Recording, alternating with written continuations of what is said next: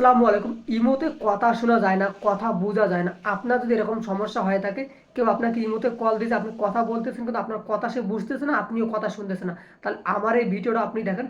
খুব সহজে আপনি এই সমস্যাটার সমাধান করতে পারবেন। ভিডিওটি শুরু করার আগে আপনাদের কাছে একটাই রিকোয়েস্ট করতেছি, ভিডিওটা অনেক বেশি শেয়ার করে দেবেন যাতে সবাই তাদের এই সমস্যাটার সমাধান করতে পারে, যেন ইমোতে খুব সহজে কথা বলতে পারে এবং কথা শুনতে পারে। ইমোতে কথা বোঝা যায় না, কথা শোনা যায় না, এই সমস্যা ঠিক করার জন্য আপনি সরাসরি আপনার মধ্যে সেটিংস আছে এখানে চলে আসবেন। আসার পর এখানে দেখেন অ্যাপস অ্যান্ড নোটিফিকেশন নামে একটি অপশন পাবেন। আপনার থাকতে পারে শুধু অ্যাপস, আপনি এর উপর ক্লিক করবেন।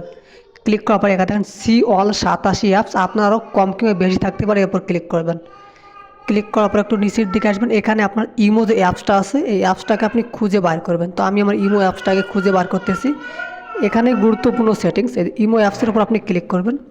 ক্লিক করার পর এখানে দেখেন ফোর্স স্টপ নামে একটি অপশন আছে, এর উপর ক্লিক করবেন। ক্লিক করার পর আপনি ওকেতে ক্লিক করবেন।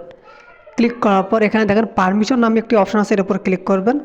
ক্লিক করার পর দেখেন এইগুলো কিন্তু আমার পারমিশন দেওয়া নাই, ঠিক সেই কারণেই কিন্তু আমার কথা শুনে যায় না, কথা বলা যায় না। আপনি সবগুলোরে পারমিশন করে দেবেন। দেখেন আমি এটার পারমিশন করে দিলাম, কল লং ইন এটার পারমিশন করে দিলাম, সবগুলোর আপনি পারমিশন করে দেবেন, সবগুলোরে পারমিশন করে দেবেন। পারমিশন করা নাই বিধায় কিন্তু আপনি কথা শুনে যায় না, কথা বলে যায় না।